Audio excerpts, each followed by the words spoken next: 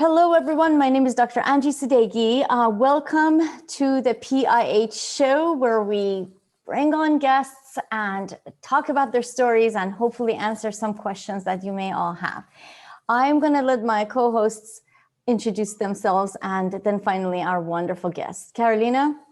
Yes, thank you, Dr. Angie. Welcome, everyone. I'm Carolina Schneider, and I am a registered dietitian specializing in plant-based nutrition. And then we have Sawyer. Hi, I'm Sawyer. I'm a lawyer in California. And I know it rhymes. It's funny. And I'm also a personal trainer, licensed personal trainer. Awesome. Oh, Angie, you didn't quite cite your qualifications as well. Oh, yes. I'm board certified gastroenterologist, otherwise known as butts and guts. No, I'm kidding.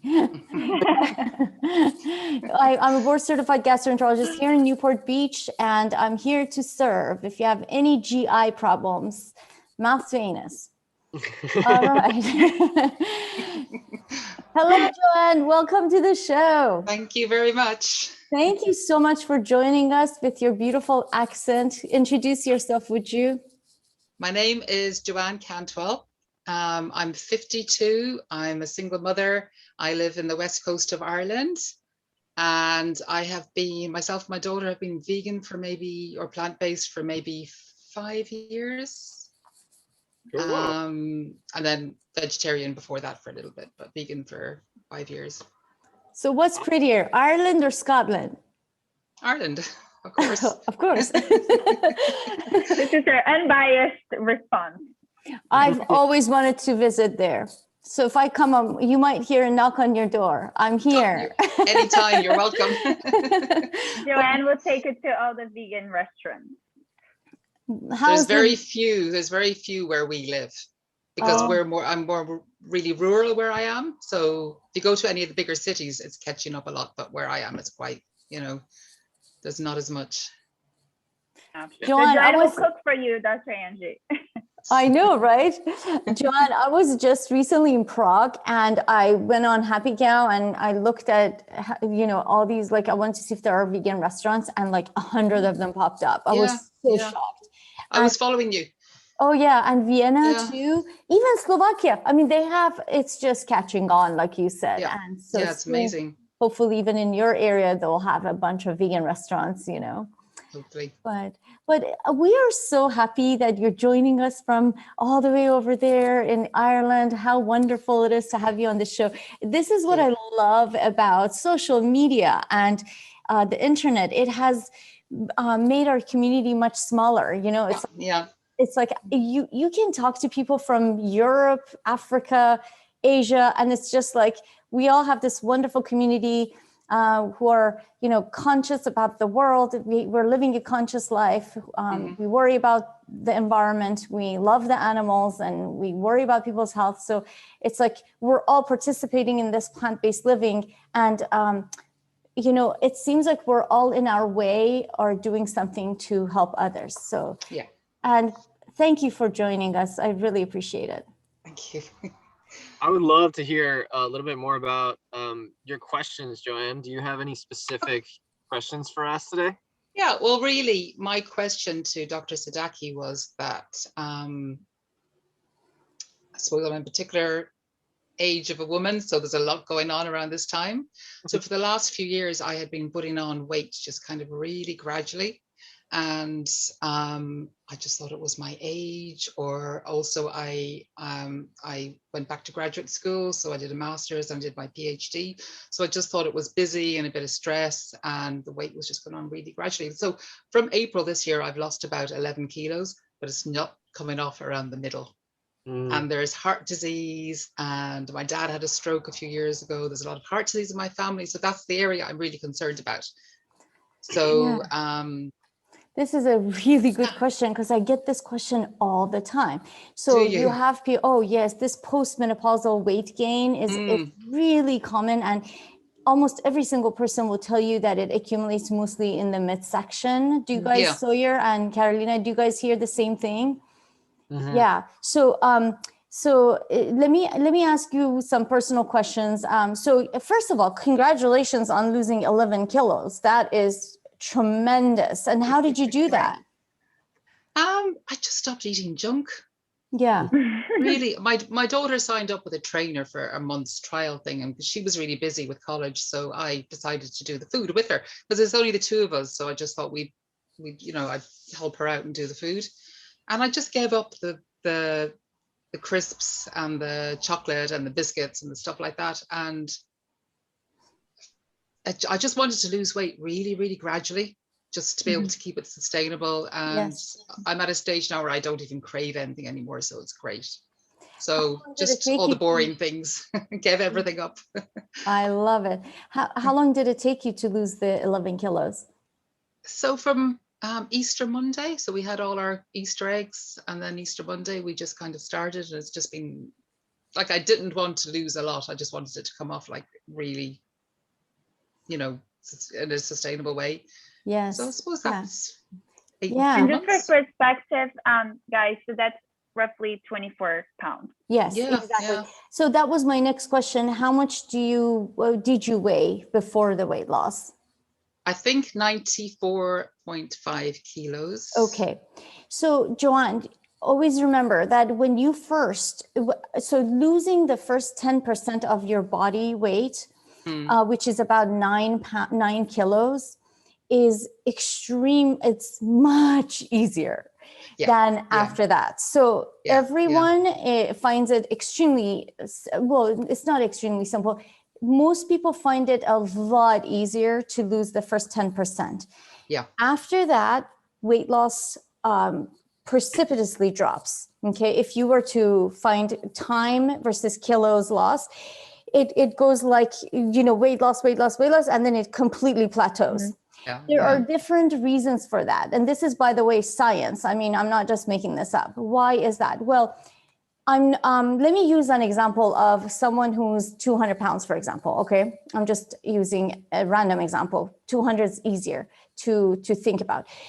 This person is carrying 200 pounds of weight every time they get off their chair, like they're at work working, right? They go to the printer, print something, carry back 200 pounds, and then they sit down.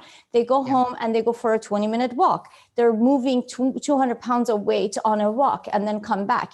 Imagine how many calories they're burning. They're moving around 200 pounds of weight. Then, they go on they go cooking in the kitchen. They're standing and carrying around 200 pounds of weight. When they lose that initial 10% of their body weight, their weight goes down. So they're eating the same calories, for example, and they have the same amount of exercise, but suddenly their basal metabolic rate is completely different. Do you see what I mean? Yeah. So science shows that initial weight loss is so much easier than after that 10%. So most experts will tell you that when you're trying to lose weight, you have to up your exercise because you're eating the number of calories you're consuming, you're not counting it, but it seems that it's good for weight maintenance, right? If you try to go lower than the calories you're eating, you're not going to do well because you may not be getting enough nutrients, you may not be getting enough protein, or you may not be getting enough good fats or good carbs. So instead of lowering how much you're eating, what you need to do is up your exercise a little bit. And I don't know exactly how much you're working out. Can you tell me? Well, this is another thing because I don't get sick really. And the only reason I've been to my doctor recently is with sore joints. And I didn't know that was a menopausal thing as well. And she's just sent me for x-rays and nothing has come back. So I used to do an awful lot of strength training. I did CrossFit for a while and I had to stop doing that. So at the moment I've got a big dog, like a Springer, and I walk him for maybe about 2 hours a day. Wow, that's wonderful. So that's perfect. But I think my body is used to that. So yeah. So in weight loss medicine, which is actually a whole specialty, they tell you that once you lose that first 10%, which you've already surpassed that, don't give yourself a hard time and just stay there for a while. And you've gone beyond the expected weight loss, initial weight loss. It will come. But I don't usually see that happening in the first year after the initial weight loss. Most people hit that plateau. And what I suggest is if you're not getting enough exercise, up your exercise. If you're getting enough exercise, don't give yourself a hard time and just focus on maintaining this healthy lifestyle that you've already created for yourself for another year. And then if you want to do manipulate something, whether it's your diet or exercise, do it then, because you want to let your body balance out. Having said that, post-menopausal weight gain is extremely common, and it could have to do with hormonal imbalances. Yeah. So there is an age-related decline in hormones, right? We all have a precipitous drop of progesterone after age 35, and then after 50, forget it. There is very Off the little cliff. off the cliff. Estrogen too, same thing with estrogen, same thing with testosterone. Yeah. So it becomes harder to, especially when you lose, weight, you have to try to maintain your muscle mass, because, it's very hard to put on muscle at our age, right? So it's just very, very, it's important to do some weight resistant exercises to maintain that muscle, given that your testosterone levels are very, very low. Like, for example, if I were to check your testosterone levels right now, it'd be probably around like 10, right? When you were 20, it was probably 3 times that, right? Okay. So like Sawyer right now, he's very young. So his testosterone levels are probably between 5 to 800 level. When he hits like 60, it's probably go down to 2 to 400 levels. So as we age, our hormones decline, and it becomes harder to gain muscle. It becomes harder to lose fat, and it becomes harder and harder in general to lose weight. So I guess I'm saying all of that, and not that you want to lose weight, you want to lose the midsection, but I'm saying all of that because, if there's no way to spot reduce. Do you see what I mean? There's no way to say, I just don't like the fat around my belly. If you go on a diet, you lose fat everywhere. You can't just spot reduce. So that becomes very difficult. The only way I tell my patients, just don't give yourself a hard time. Keep on doing some, and Sawyer can speak about this probably better than I. Basically, try to just keep up your exercise, whatever you can do. Maybe walking is your thing, maybe hiking is your thing, maybe I don't know, it could be weightlifting, but focus on keeping the muscle mass that you have and building the muscle mass as much as possible, and that's all you can do, and slowly you get toned in those areas if you keep up eating healthy. Sawyer, I'm going to turn this to you. Okay, that's good advice. I mean, I love that you're not rushing her to lose fat or to be into a caloric deficit when it's like you've already had a significant amount of weight loss so far this year, and I'm told, Sawyer, so I'm not too. The weight loss wasn't a big thing for me. It was the middle that was my concern, because I've heard women being described as the SpongeBob SquarePants look, and it's definitely that look that I want to avoid. So yeah, okay. Yeah, I think that Angie had good advice when she said, you do want to do resistance training. Now, I know that joint issues are becoming a problem for you now. And then I was actually going to ask Angie too if there is a hormonal replacement. Yes, absolutely. I've started taking HRT about a month ago. Okay. Yes, most of my patients tell me that when they go on some testosterone, some estrogen and progesterone, number one, their sleep gets better, right? Yeah. In order to build muscle, you need to sleep well. And so, it's questionable whether the estrogen and progesterone replacement helps your metabolism. We don't know exactly, but what we do know is if you're not having, well, let me go back. Okay, I have to ask you this: is your sleep affected with your, are you having hot flashes? Usually, and that's why I started the HRT, because everyone I spoke to said I'm on HRT for sleep. So that was my main reason. And the first few days I took it, because I'm just on the estrogen and progesterone, the first few days I took it, my sleep was great. Awesome. So for So those of you who don't know what HRT is, it's hormone replacement therapy. So your sleep was affected. Were you having a hard time falling asleep, or were you having a hard time staying asleep? staying asleep, I could fall asleep really easy, and then I was waking up at like 1:30 in the morning and just staying awake. So And what woke you up? Were the hot flashes waking you up, or was no, it just because random? I don't really get hot flushes, and I always thought it was because I wasn't eating dairy that I was just sailing through everything, and then I realized I wasn't sleeping, the joints, the brain fog, everything else. I was having a lot of that. So, but mostly it was the sleep. Did the pain in your joints wake you up at all? No, no, No. Okay. no. So your sleep was just not good, it sounds like. Yeah. And Just yeah, did you so during the day you didn't feel hot or anything like that? not really. I No. wasn't. The flushes Got it. didn't really affect me too much. Okay. Have you done your mammogram, a baseline mammogram, to make sure you? I'm waiting for one. I'm waiting Okay, for one. please do one. Anybody starting about hormone therapy should have a mammogram, yearly mammogram. Okay, so that's really important to prevent, because breast cancer is very common, obviously. And if you're on hormone therapy, these breast cancer cells have receptors for estrogen and progesterone. So it could be like estrogen and progesterone could be like food for the growth of these cancers. So I'm not saying you shouldn't be on BHRT or HRT. I'm a huge proponent for it, but I'm just saying you have to be careful and do your due diligence and do your screening. Yeah. So part of the reason postmenopausal women, I believe, start gaining weight and don't do very well with their fitness and everything is because when they have this drop in progesterone and estrogen levels, their sleep is affected. So that's one of the main reasons why postmenopausal women should look into HRT. So the progesterone is very, very commonly used at night as a capsule because it helps you fall asleep very easily. And the estrogen is sort of also helps improve people's quality of life in many ways. If you're having hot flashes, it reduces hot flashes. It also helps with sleep. And then of course you should be on, in my opinion, you should be on testosterone as well. So if you're not, ask your doctor for testosterone. And we're not talking about those doses that the bodybuilders use. We're talking about, like, for example, like I'll give you perspective, like some of these bodybuilders are like using 60 milligrams per day. We're talking about 2 milligrams per day. So no, you won't grow facial hair. No, you won't start talking like that.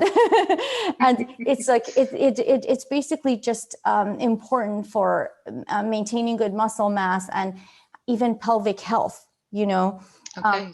A lot of postmenopausal women have dry vaginal dryness and muscular atrophy in that area. So it's really important. So glad you brought this up, and you may not have these problems, but it's important. But anyway, you should also have hormones checked. For example, your thyroid should be checked. Has that been checked? Yes, yeah, I've had blood Wonderful. tests done. Yeah. And your cortisol levels should be checked to make sure that everything is okay in that sense. And so that's all about the hormones. So I'm going to ask you, Sawyer, to go back to what you were saying. Oh yeah, so definitely the hormone replacement therapy is going to help. I think that if you are noticing some joint swelling and pain with resistance exercise, you might not want to quit it altogether because there are significant benefits. And I know that CrossFit is kind of like this culture of like really pushing yourself and stuff like that, and that's all well and good, especially for people who have really healthy bodies. But I think that like if as you get older, as your body can't handle quite as much, I think it's a good idea to, instead of going completely off of it, you might just want to dial it down a little bit. Okay. Still keep it intense, but you want to find amount of volume, so amount of work that you're putting on, into your muscles and on your body that doesn't feel so like it's taking so much from you, so much as it's giving you energy and it's giving you the ability to keep muscle on or even build muscle. And so for that reason, I like the bodybuilding style training because it's a little more slow paced. It's a little more form focused. You're not focusing on, whipping weights over your head necessarily. You're just saying, okay, I'm trying to train this muscle, so I'm going to do this function. And then you just do that in a very safe, kind of controlled environment. And you set the pace for it, right? Because it's a very you versus you kind of environment. So I would recommend learning a little bit more about bodybuilding style training, get a couple of weights, start doing some exercises that feel good for you. Challenge your core strength is a good one too, as Angie was saying with the pelvic floor. And yeah, I think that just finding the right amount of volume for you is probably going to be the best, because obviously a 20-year-old and an 80-year-old can't handle the same amount of workouts and stuff like that. But it doesn't mean the 80-year-old shouldn't be doing anything. You can still be doing things that your body can tolerate and handle, and actually maintain. You'll be able to maintain like bone density and strength and muscle a lot better than people who aren't doing any of that. So is there an optimum amount of times you should be weight training a week? That's a good question. So it depends on your goals and obviously what you can handle, because like, for instance, like the men on the exorbitant amounts of testosterone, exogenous testosterone, can handle more workouts than I can as a natural lifter. And so there's different levels of what people can handle, and especially the kinds of workouts that you're doing. I would just say you want to keep it a little bit frequent. So you want to have like an exercise routine that where you at least hit every muscle group like once a week, probably. Okay. Each muscle group you want to hit at least once a week. And typically what I tell people for, in terms of like muscle building or retention, is probably give those bigger muscle groups like chest, lats, quads, glutes, those kinds of things, give them around 10 sets or so. But again, it's like, if you can handle it. If you can't handle that much, and dial it back, maybe do 6 or 7 or something like that. Okay. And also don't feel like you need to lift super heavy. I mean, the studies show that you're going to be building muscle anywhere from pushing yourself between 6 reps all the way to like 30 reps. Okay, so we have like this big window where you can use lighter or heavier weights to gain strength and muscle. And so we definitely want to be pushing ourselves to almost failure. Okay, meaning like if you're doing a bench press and your muscle is like, oh my gosh, screaming at you, I can't do any more. Good, that's a good thing. It's just that we don't want to do that so many times that you can't recover from it, right? So maybe you can do that 3 or 4 times. You do 3 or 4 sets of chest a week, and that's what your chest can handle, and that's fine. And you also pick a weight that you're doing. You're reaching failure more around 20 reps than you are around like 6 or 8 reps, right? So we're kind of being strategic about how much stress we place on the joints and how much volume we put into them. Just kind of play around with that and see where you're most comfortable. But I would say for you to shoot for around 15 to 20 reps on every exercise that you do. And then you can see, oh man, I feel like I just get too out of breath, or I feel like I can handle more weight. Like you can play with that too. Just don't overdo it and don't go too fast, kind of with the nutrition too.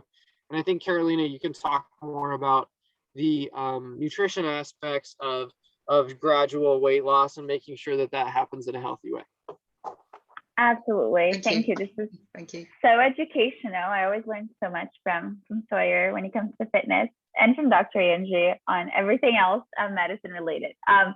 So essentially, Jen, so yes, what Dr. Angie is right on point. We do see that the initial weight loss is definitely, it's never easy, right? We're obviously, you've worked really hard. We know how frustrating it can be, especially as women reach a certain age, especially with thyroid hormones, which it is extremely common for women now to have low thyroid hormones, which 100% affects your ability to lose weight, makes it a lot more difficult. So yes, that is definitely something to take into account. And we know it's been hard, and we don't want to discourage you. Of course, the weight loss, if you're eating properly, if you're getting your sleep, and if you're exercising properly, yes, it will come. And I always tell this to my clients, they're like, I'm not losing any weight in 2 weeks. I'm like, just relax, it will come. I know you're eating right, I know you're exercising, you have a healthy lifestyle, right? But I know you can be sort of like, oh, I'm doing everything right and it's not coming, right? So just definitely be patient. But I often find that there is room for improvement when it comes to the diet, because again, diet nowadays is so confusing, nutrition is confusing. So sometimes we think we're doing the best that, for our body, and maybe not, right? Marketing plays a big role on products nowadays, like, oh, natural, sugar-free, fat-free, whatever. People are like, oh, I'm getting all these great products. And, there's always, there may be some hidden factors there that you may not recognize. So definitely want to touch on diet, but I wanted to also, just for everyone watching, touch on weight loss and sort of calorie. I know you're not doing any calorie counting, and I love that you and your daughter went vegan, and you're focusing on the plant-based lifestyle, which is very helpful for weight loss, honestly, if done properly. But I wanted to just touch on calories and sort of, since we're talking about weight loss, and I know it's very common for people to see calorie restrictive diets, and that being helpful. I want to first say that not all calories are created equal, and not all calories will be used the same way by your body, and they will have different effects on weight gain and weight loss. So just to give an example, I always give this example. If you're looking, let's say, at a 200 calorie snack, and you can have a donut that's 200 calories, or like a cookie or a biscuit in Europe, or you can have an apple with peanut butter, right? These are 200 calories. Let's say they're both, maybe they're not, people don't, sorry, this is inaccurate, but just for example, let's say they're both 200 calories. With your cookie or biscuit or donut, you have, a high amount of added sugar, you have fat, you have little fiber, little nutrients, little really everything else, protein, and so on. With the apple and peanut butter, you have fiber and water in the apple, also in combination with a lot of vitamins and minerals. You have healthy fats and protein in your peanut butter. Those 200 calories are going to be processed extremely differently by your body, right? One, let's say the donut essentially is straight up sugar and fat. Your body loves that. And that free floating sugar, just imagine the sugar particles just go into your blood. Your blood's like, yes, sugar, free sugar, come to me. And what it does, it raises your blood sugar levels, right? When you have apple and peanut butter, you have, I always say, just silly example, but the fiber, which is found in the apple, it's best friends with the natural sugars in the apple, right? So it holds hands. So you have fiber, you have healthy fats from the peanut butter, you have protein from the peanut butter, everyone's holding hands, they're friends. When that gets into your blood, it takes a long time for your blood to break down that bond, right? That holding hands to get the sugar out, because that's what your body wants immediately. It's that energy, right? So that takes a long process. So now you have one scenario in which your blood sugar went, woo, like a roller coaster, really high up. And the other scenario, which is like sort of like a more flat line, like a flat mountaintop, and it's absorbing the sugar very slowly. It has to work through the protein and the fiber. So these two digestive processes are very extremely different. One, with the spike in your blood sugar, it tells your body to release insulin, which is the hormone that essentially takes sugar into your cells. A high amount of insulin, guess what? Tells your body to store things as fat. It starts a process known as lipogenesis, which is essentially fat storage. You have too much sugar floating around, let's store this as fat. Whereas if you don't have that big spike, that doesn't happen. Very, very simple example just to show you guys that really the calories matter to a certain extent, but the quality, what foods are you eating matters, right? So sometimes we think we're doing the best by eating, let's say, a low-calorie diet for weight loss. And Joanne, I know this is not what you're doing. I just kind of want to put into context for people who may be thinking this, that, yeah, it could be definitely working against you. It could be causing the weight gain because of the food that you're eating. So now to touch on that, what do I do personally with my clients for weight loss? And again, you may be doing everything right, like Dr. Angie said, and it's just sort of like waiting it out and continuing to be as healthy as you can, which will be amazing for you internally, right? Your blood pressure, your blood cholesterol, like your heart health, digestive health, all of these things for me are, personally so much more important because they are the things that keep you alive and thriving. But I understand from your perspective that you want to feel good externally as well, right? You want to look at yourself and be like, wow, so where am I going with this? So fiber is the superstar for weight loss. So that is what I target clients who are having a harder time with the weight loss. They're eating well. And in your case, you're eating a vegan diet. I want to hear a little bit more about the food that you're eating. But, nowadays, a vegan diet can be a whole food, plant-based diet, which is incredible.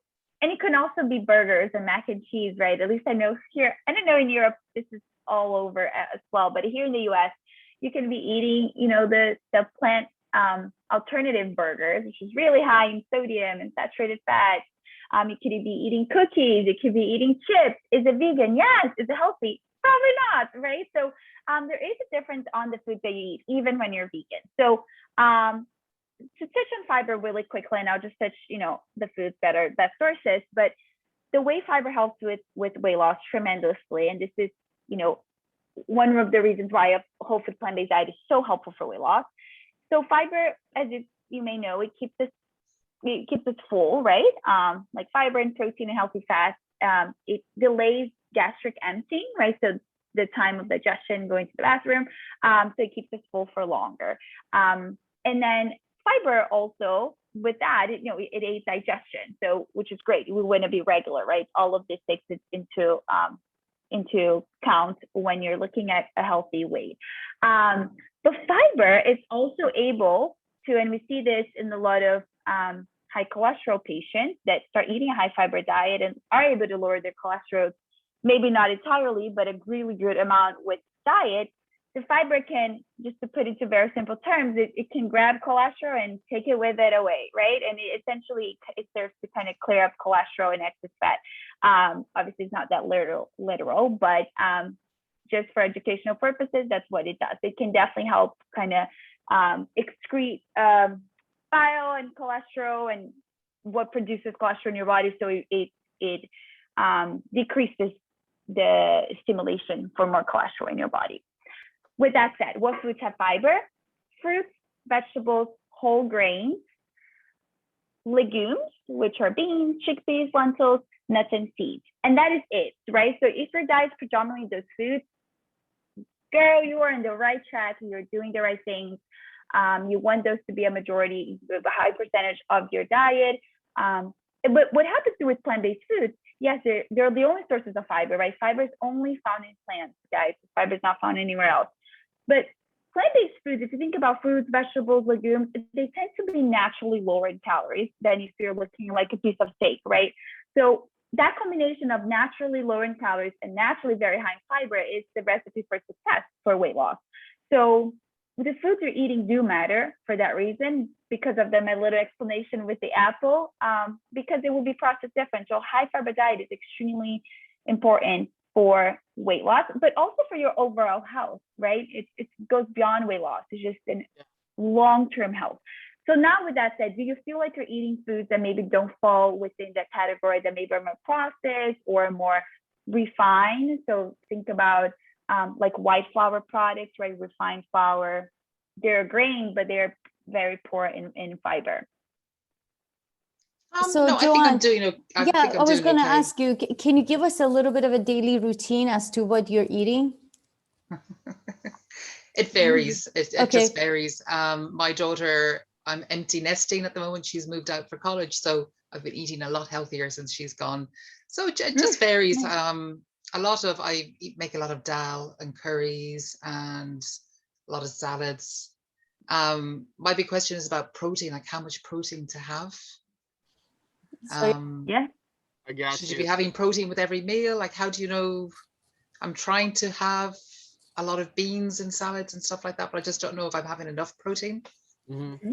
I actually want that's a really good question, and I want Sawyer to answer that question for you. But it's very important that you're getting enough protein because we want increased muscle mass to improve your basal metabolic rate, right? So go ahead, Sawyer.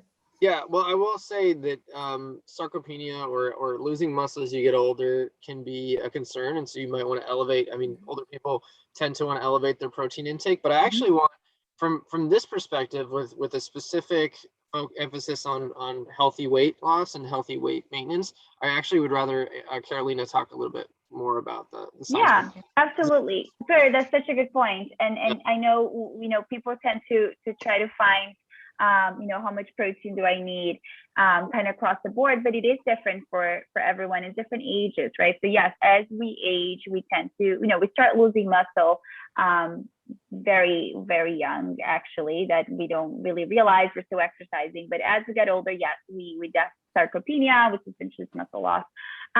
So we do have higher requirements for older people who may be at risk for this kind of degrading of your muscles. I mean, it seems like you're being active, so that's extremely helpful. You definitely want to stay active.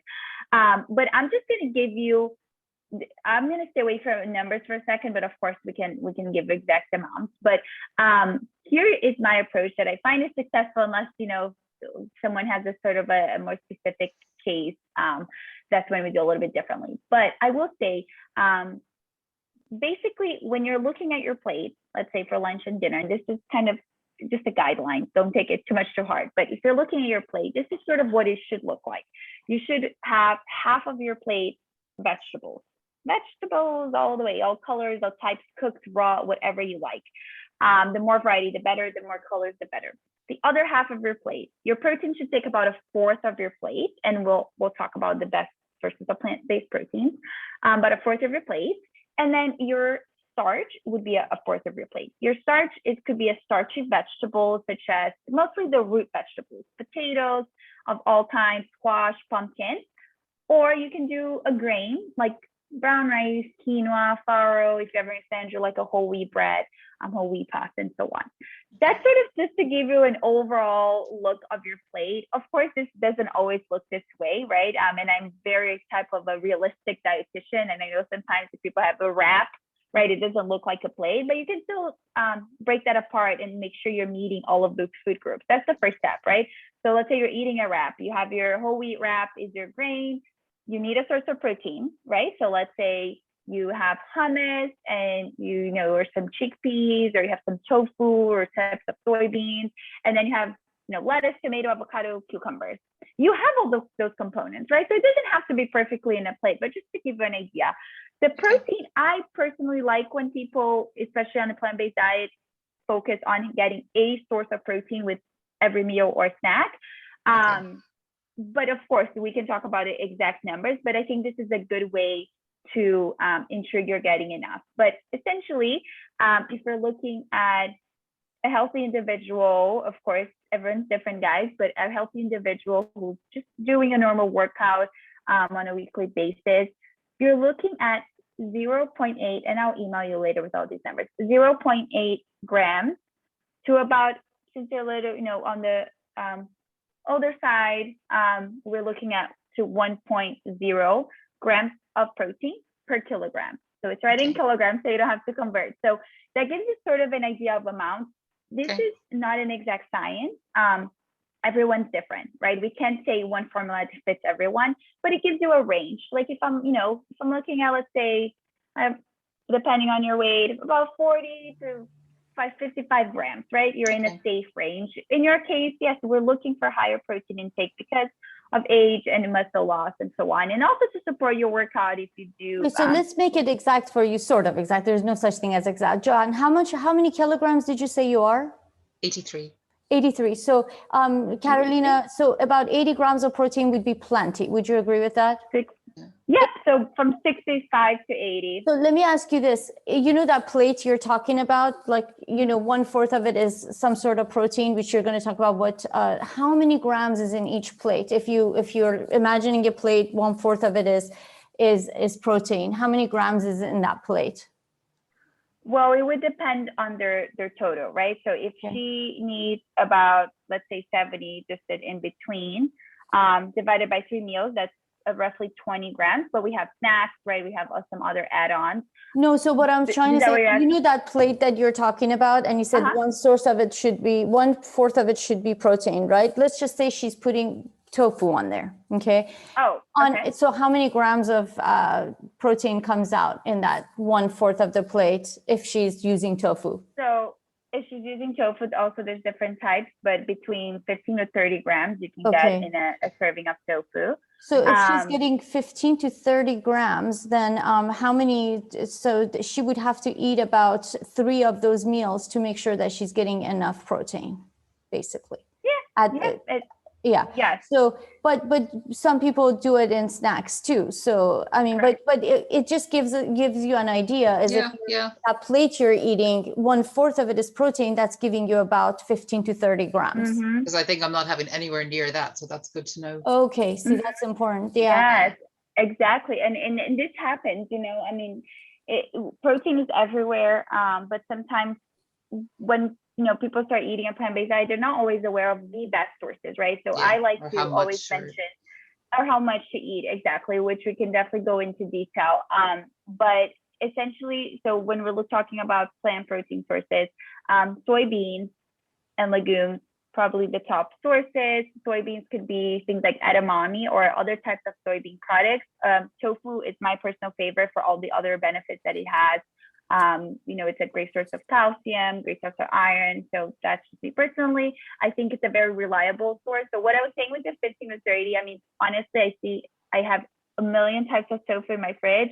And I have one, for example, it comes in little cubes, and it says it's 2 portions, but I can eat that myself. Yeah. And it's 50 grams. It's 50 grams of protein in this like little cubes of tofu. And then I have some that are like 14 grams, right? So it varies, but just to kind of give you an idea. So we were going to individualize this for John. John, are you a breakfast person? Yes. What do you eat for breakfast? It just depends really. A lot of the time I'll have, the Alpro yogurt, the soya yogurt with berries and a banana and some hemp seeds, or maybe beans on toast, or. Oh, perfect. So let's just stop right there. That could be one of your breakfasts, right? Yeah, so Carolina, approximately how much protein is she getting in that breakfast? I don't know that exact yogurt. She's getting hemp seeds too. So that has some protein. Has 3 grams per tablespoon. I would assume the yogurts here are like 6 to 4. It's not very high, is it? Yeah. It really depends on the brand. Yeah, yogurt doesn't have much. Yeah. Right. The soy, it's much better choice compared to like an almond-based yogurt. The soy should have more. Soy is an excellent source of protein. So let's say for breakfast, she's getting what? Probably about 10 grams at most. With the hemp seeds. Hemp seeds.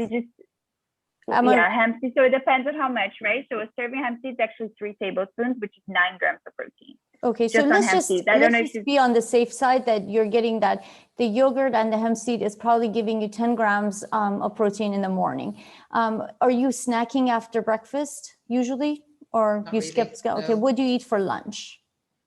It depends. No, really I mean, depends. Just give me a typical. Yeah, like I'll make a chickpea curry and have some veg with it, or I do eat a lot of tofu, or eat tempeh, or. Okay, so let's just say you ate tofu that day. Let's just say, do you eat that whole block of tofu or half of it? How much do you eat? Probably half. Half of the block? Yeah. So probably 15 grams of protein right there. Okay. And she's eating some vegetables with it and some other things. So probably hits the 20 grams right there, right? Yeah. Brown rice, for example, like a cup of brown rice has like 3 to 4 grams of protein, which people don't realize brown rice also has protein. So if you're eating your curry with rice. You're making me hungry here. Do you eat a snack after lunch? Not really. Not really. And then, so do you eat dinner? Yeah. So I might make dal or a bit of salad with some black beans, or it just depends. But it seems like you're doing you're not doing enough protein, it seems like, because you're getting about, based on my very rough calculation, you're getting about 50 grams of protein per day. And you're a tall woman. You're a tall woman. How tall are you? 5'9". 5'9". So you're 5'9" and 80 kilograms, correct? 83 kilograms, and you should be getting about 80 grams of tofu, and I mean, not tofu, protein. I'm craving tofu right now. So you're getting 50 grams, and you're sort of active because you walk. I mean, you're not I know that you're not at that endurance athletic level, but so yeah, I think based on what I'm hearing, I don't know, Carolina, do you agree that she needs to up her protein? Yeah, absolutely. I think we need to, maybe it would be beneficial to have some healthy snacks, right? Guys, snacks not meaning like cookies and potato chips, perhaps like some nut butters or nuts and seeds, which are extremely concentrated sources of protein, and they're kind of easy to eat. Too easy. That's my problem. I have to not buy them, because I could just eat peanut butter by the me too. But and again, if we're pairing with a high fiber food, that can be helpful. Like I mentioned, the apple with peanut butter is like my favorite example, but you're getting a lot of fiber that will be helping with the weight loss and, water. And you will be getting the protein with the peanut butter that also helps with the weight loss.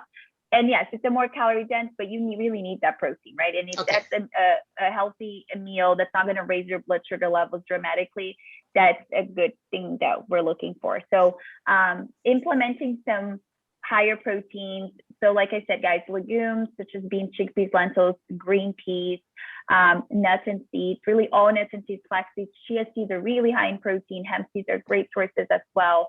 And then, you know what? Vegetables are wonderful sources. Broccoli, Brussels sprouts, even spinach, brown rice, oats, all of these whole grain foods are also sources. Yes, they're carbohydrates, but they also have protein. So people forget that so choosing whole grains is very helpful for that reason as well. So implementing, some whole grain, let's say crackers with some hummus or some celery with hummus, right? Things that little by little will add. Snacking on some beans, like a chickpea salad. These are things that can definitely boost your protein throughout the day. Joanne, you don't really have a weight problem. For you, it's more of a body composition problem. Yes, yeah. It's and that's only this year, really. It's only this year, because before, when I was doing CrossFit, and this is why I went vegan, we did paleo. Yeah. And I lost weight, but it was all over. And it's only this year that it just seems stuck in the middle. Yeah. Well, so let me ask you, just growing up, have you always had a more propensity to get are you the type who had skinny legs, but a little bit fuller in the belly section, or no, have you always never. been? I was always lean. I was always long and lean. Long and lean. So you really didn't have much fat anywhere. No. Okay. Would you say that when you stopped working out that hard is when you started gaining a little bit more weight around? Yeah. So you're definitely, okay. So there's a few problems here. Okay. Nutrition, we already touched. You're probably not getting enough protein and to maintain a good, healthy muscle mass. Number two, your testosterone levels are not what they were 5 years ago. I can tell you that, even 2 years ago. So you may want to get a little bit of, talk to a hormone doctor to get a little bit of testosterone.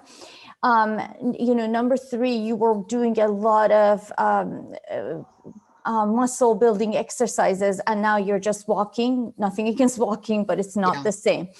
So my suggestion, the only way, there's no way to spot reduce except for liposuction, right? My suggestion is to do a little bit more lifting. That's the only way. Fitness is the only way to change your body composition and not lose weight. So don't go for weight loss, just manipulate your macronutrients in this situation, get some hormone therapy and lift. In my humble opinion, that's what I would do to change your body composition. Okay. So do you agree with that? Yeah, that's good advice. And the other thing I was going to add in, guys, don't bite my head off, but you could definitely have a protein powder if you want. I was just going to suggest that. Yes, here's one situation. I swear to God, I was just going to say that. Go ahead, sir. Yeah, no, it's just that, you don't have to get anything with a bunch of additives or anything like that. You can just get something simple like a pea protein or a soy. One ingredient, right? Yeah, and just add it to maybe the cup of soy milk you're already drinking or whatever, and you just make it. It's an easier way to get in like 20 or 30 grams of protein. If you're having any trouble that you recommend, the difference, and you don't want to eat much. Any that you recommend? Any brands? Yeah. I really like the taste can be weird of some of them. I'm not super picky, but I like the Orgain one. ORG. I don't know if they have that in Ireland. Do they have Orgain in Ireland? Maybe not, but Garden I can maybe of look Life? at Do they have Garden of Life over there? No, I that definitely. I would say, Sawyer, maybe give her like the sources of protein, because I know you can get like the one ingredient like pea protein, right? I know that don't really taste, but if we're just doing for the purpose of adding protein, like plain pea protein, you can buy like Naked Peas, one brand, but of course I'm sure there's other brands over there. Same with hemp powder you can buy. You can buy green pea powder. You can buy even like, if you do chia and flax in your smoothie, that adds, it's not going to add 20 grams, but We can definitely send you. We can do some research on what's available there. I would Yeah, do, send us obviously, some pictures of the back of them, and maybe Carolina could help you with this, because this is your department, Carolina, to make sure it's a clean source. So you just send some pictures of the back of Okay. the ingredient list. Yeah, that'd be great. Thank you. yeah, absolutely. That's easy to, finding a brand, we can definitely do that. But that's a great idea. Sorry, and I'm sorry I didn't mention, I'm on like my whole food plant-based brain. Yeah. I use protein powders too. Not every day, but occasionally. They can be very helpful. And also it's a great combo if I know we're now talking about weight loss here, but for people who are looking for weight loss and kind of add on some more plant protein, smoothies are incredible. They're extremely nutrient dense. They are amazing sources of fiber. You can put tons of veggies in there with your fruits, and you can put a scoop of protein powder. So you have, a very nutritious drink that's helping you with vitamins, minerals, fiber for weight loss or weight management, and you have getting that easy protein. So yeah, definitely agree with that. It could be a really easy way to just solve your issue with the protein too. And yes, of course, some days if you could get it in a whole food form, is that better? Yeah, I mean, it's great, right? It's a cleaner source, but not all days we can do that, myself included, right? So having sort of a plan B option that, okay, I know I didn't get enough protein. Listen, after this call, I'll send you, the list of best plant protein sources, the amount exactly of grams. And then maybe one day you're like, oh, I went out with friends and I know I didn't I just ate like a salad with, some avocado. I know that wasn't a great source of protein. Come home, maybe I'll make a little shake and I'll put a protein powder, right? And that's Joanne, talk to your doctor. You need 2 milligrams of like a testosterone cream per day, at least. Yeah, I've got to wait. I've got to do 3 months, and then I think you can touch on it then, because I'm only on it for a month. So yeah, I think at a 3-month review, then you can get the testosterone. Yeah. So okay. And how many milligrams of progesterone are you on? 100. Perfect. And then everything's you're body sleeping. identical. It's all the body sleeping identical. Well. I was, and now it's not so great. So I think it Right. needs to be tweaked. You need to go up to about 150 or 200. That may Okay. not be enough for you. Okay. And then estrogen, you need about 1.25 milligrams cream per day. Okay. Yeah. I'm only on 50. That's 50 grams. What? 50 A what? patch, a 50-gram patch. Okay, so that's a little bit of a different. 50 micrograms. Okay, Yeah, so patch. so patch is fine. Do you change it every 3 days? Yes. Yeah. Okay, perfect. Yeah. You're fine as far as your estrogen, because you're not having hot flashes, but it is good for vaginal lubrication, for your skin, your brain fog, all of that. It's helping you with that. So you just maybe increase the progesterone. Okay. If you start having more hot flashes, then you need to ask your doctor to up your estrogen dose. Okay. And of course, testosterone at least 2 milligrams per day is important. Okay. And I actually like the vaginal delivery testosterone, because you absorb more, and it's really good for your pelvic health, pelvic muscles, integrity of them, so things don't drop, right? Okay. Yeah. So, but you're doing really well, and I think you've done a fabulous job losing over 10% of your body weight. And so my number one advice to you, if I may, please don't be hard on yourself, because you've already done fantastic, and most people can't even do that on their own, right? It's very difficult to lose weight. So losing over 10% of your body weight is extremely, that is in the medical world, we consider that to be very successful. And your body biomarkers, so when you lose the first 10% is when you get all the benefits. Your biomarkers improve, your inflammatory markers improve, especially when you're doing it with a whole food plant-based diet, because your cholesterol goes down, your inflammatory markers go down, your liver gets healthier. I mean, everything, all these benefits happen in the first. You become more insulin sensitive, So you've done a great job. So thank you. And by the way, I don't know, it's something about you. You have this amazing energy, and I just really enjoyed talking to you. Thank you very much. Thank you for your advice. It's been great. So I think the protein and the weightlifting is something I really need to get onto. Yeah. Any other questions? No, it's been great. I was going to touch, I know we're right of time here, but just very quickly, Joanne, just to address your joint, joint pain. Of course, food is not the solution to everything, but there are anti-inflammatory foods that have been shown successful in reducing some joint pain. Again, not 100%, but it doesn't harm, right? So just to mention quickly, you know, all fruits and vegetables are wonderful in terms of anti-inflammatory. Some more than others. I'll send it to you, like citrus. Fruits are especially helpful, but we also have omega-3s. So in a vegan diet, chia seeds, flax seeds, hemp seeds, and walnuts are the best sources of omega-3. They're extremely anti-inflammatory, which may help. You know, maybe it won't, maybe it will, but it doesn't hurt. So to try that. Karina, would you supplement? Would you supplement? Good. Do you take the DHA? Do you take the? Good question. The algae. So yeah. Personally, no, and I don't recommend supplements because your body actually absorbs the nutrients better when it comes from a whole food, unless people have a deficiency. So disclaimer, of course, nutrients can be extremely helpful. If you incorporate those foods, you should be more than fine. They have plenty of those. There are no quality studies showing the benefits of, even with taking the DHA directly, algae oil, right, in algae oil form, the benefits, anti-inflammatory and joint pain, same with fish oil. So I don't, because of the science, I'm like on the fence. I don't think it's needed. I think you can get it through food. If you get to a point where you can't get it through food for whatever reason, you're not meeting your needs, of course, a supplement could be appropriate at that time. But I think you're fine for now. And also spices like turmeric, extremely anti-inflammatory, ginger, garlic, even onions. And cinnamon. So just a few ideas for you. I'll send you a complete list, but that could be helpful. Joanne, one more question I have for you. What's your vitamin D levels? That's okay. I take vitamin D every day, and I take my B12 vitamin D. Okay, perfect. Yeah, you're doing so many things right. I mean, congratulations on your wellness journey. You're doing great. And one last thing I'll throw in from my side is that sometimes protein pastas like red lentil pastas, black bean pasta, that kind of stuff, edamame pastas are great sources of protein. You can replace those, you know, any normal type of pasta that you're eating with those. And then also that's like eating your cake, what is that called? Having your cake and eating it too, because you're eating pasta and you're getting a ton of protein. Yes.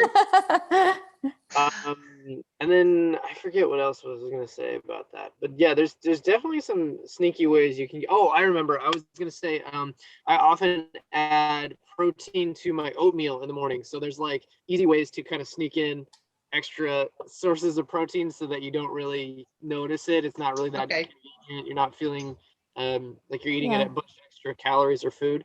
So yeah, I personally don't like protein powders. I mean, it's not that I wouldn't. I mean, I would be okay drinking it, but I don't normally incorporate it in my daily routine. But for me, I just get those bags of edamame. There's these bags. So after a workout, I munch on those. So I get a ton of protein that way. Sometimes I eat like 2 bags of it. Yeah, that's incredible source of this. Essentially just protein there. It's wonderful. But sorry, thank you for mentioning that I forgot. That is, there are some brands. There is black bean that, if I recall correctly, one serving has 24 grams of protein in a black bean pasta. So it's incredible. Also, it's a great source of fiber, right? Because they're legumes, so you're getting fiber and protein. So thank you, Sawyer. That's just super awesome recommendation, because people love pasta, and these are, like, you know, better alternatives because of their nutrition profile, and will help you with the protein. So I just have had a hard time finding a brand that I love. I still don't think that it tastes the same as the regular pasta, so I'm struggling with that. Do you guys have a good brand that you recommend? We had that. There's like I don't know if it's Barilla or Barilla, but it's like a pretty common pasta brand, but they have protein plus, and until recently, I think it had egg in it or something. Now they have, like, it's made with spelt and like buckwheat or something like that, and it tastes very, very similar to regular pasta, but it has like 10 grams of protein per serving as opposed to like something. So it's a big difference, and it tastes really good. That's Barilla, like the brand. You can also, I mean, whole wheat pastas are also higher in protein than regular. But Dr. Angie, I find personally that the chickpea-based pastas and the brown rice and quinoa-based pastas are more similar in terms of the texture and consistency to regular pastas. Of course, it's not exactly the same, but I find like the red lentils, the black beans, the edamame pastas are definitely very different. I personally love them, but they are not the same texture and consistency as a regular pasta. But whole wheat is also a great choice in terms of protein. And the one that Sawyer mentioned seems like it's a blend of like whole grains, the rye, the buckwheat, and all great. Buckwheat's also a great source of protein. Yeah, my favorite's probably red lentil, but that's just me. Also, there's that company Bonza that makes the chickpea pasta. They also do chickpea like rice. Like they just basically it's like kind of like little pieces of rice, and they include a seasoning packet, which is cool. And it's like, I don't know about, I'm not super discerning. I don't have great taste buds or whatever, but it tastes like rice to me, and it's got like a lot more protein. So it's like that's pretty cool. Yeah, and even adding more of the other grains, like if you're just eating brown rice, adding quinoa, which is a much better source of protein than brown rice. Mix it in some quinoa, or switching, doing some quinoa some days. Farro has a little bit less, buckwheat, millet, all of those. So kind of switching up your starches in your meals is also a good idea too. Thank you. Yeah. Sorry, we got excited and we're out of time. I know it's been a joy speaking with you, Joanne. You're a wonderful person, and it's been really wonderful. Thanks for your advice. My pleasure, our pleasure. It's been, if you need anything, if you have any questions afterwards, you have our email addresses, so shoot over your questions. We're always here for you. Great. Thank you very much. Thank you. Okay. Thank you. Night. Have a good day or night. Bye-bye. It's getting dark now. Yeah. Bye. Thank you for Bye-bye. participating. Bye. Bye. Okay, guys, I'm going to have to end the meeting here. 1 second.